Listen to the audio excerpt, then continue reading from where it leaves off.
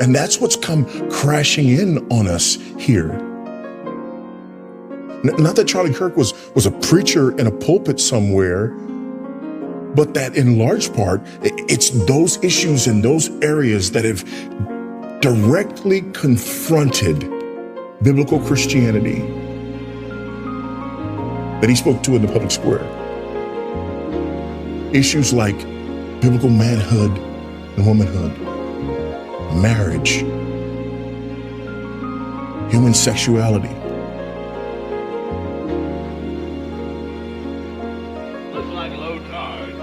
These same issues that biblically we stand 10 toes down on. These are the ones.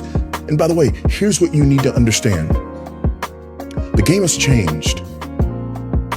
We don't debate anymore. You see, now we look at issues not through the lens of our underlying philosophy, but we look at issues through our identity and our lived experience.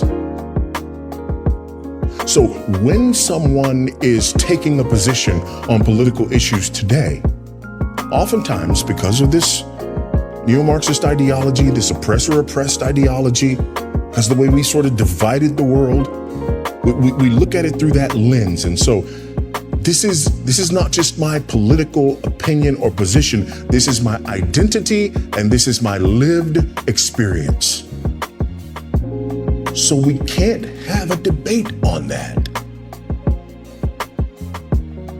For you to have a debate on something that I have declared as my identity and my lived experience is for you to negate my identity and to negate my lived experience. And by the way, we've already decided that words are violent.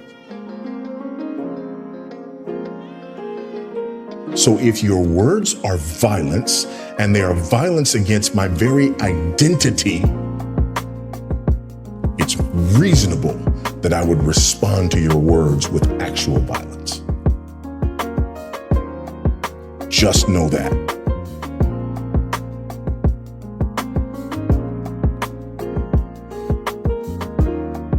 So that's what brings the persecution and the suffering. You don't even have to declare your position. For those of you who think you can hide, for those of you who think you can be quiet enough, for those of you who think you can put your head down and not experience some of this, just saying that you're a Christian, just people knowing the church that you go to. I get flack every time I come to Moscow, just because Doug Wilson lives here.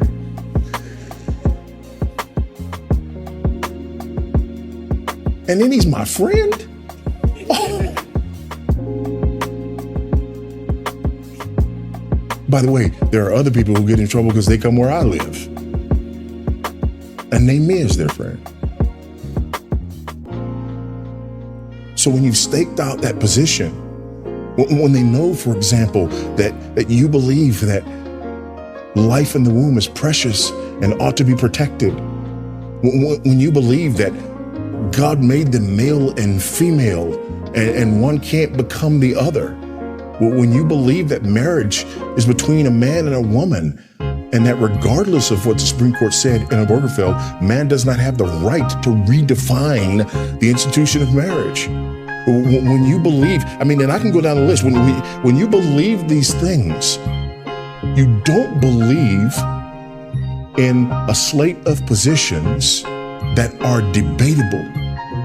You have identified yourself as a person whose very existence is violence against the identity and lived experience of others. And you are not worthy to live. That's where we are today.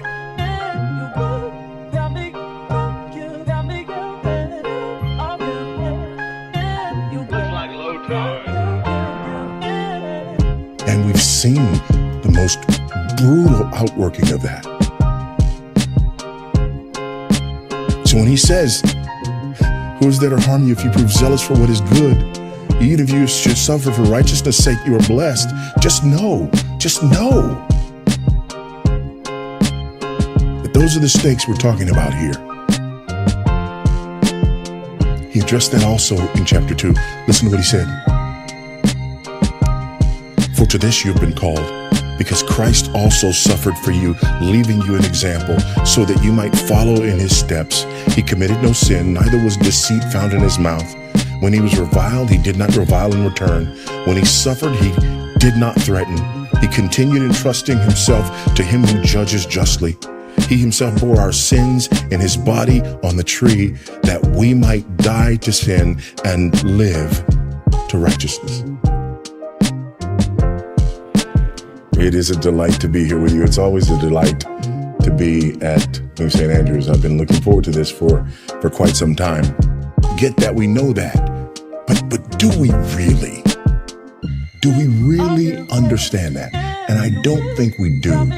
Because most of the times when I run into people who talk to me about, doing apologetics, and people know me for doing apologetics and writing on apologetic issues and, doing public events that are apologetic in nature and going on different shows and talking about things that are apologetic in nature. Talked about Charlie Kirk in terms of his character and him. We had this game that we used to play. It was called Playing the Dozens. Now, you guys will not, you just won't eat right. But Playing the Dozens was your mama jokes, right? Oh, yeah, well, your mama's so ugly. Oh, yeah, well, your mama's so... We used to do that as sport. I was so good at Playing the Dozens. I really was. And so when I read here in this text, but on the contrary, bless, for to this you were called, right? Don't exchange reviling for reviling. And let's be honest, we kind of like that. The algorithm feeds that stuff to us. But so-and-so shuts down Lib, so-and-so, right? We love it, right? The mic drop. But we don't revile for the sake of reviling. That's not the goal. Now, our goal at the end of the day is not to win the argument, but to win the man. We don't do that by reviling.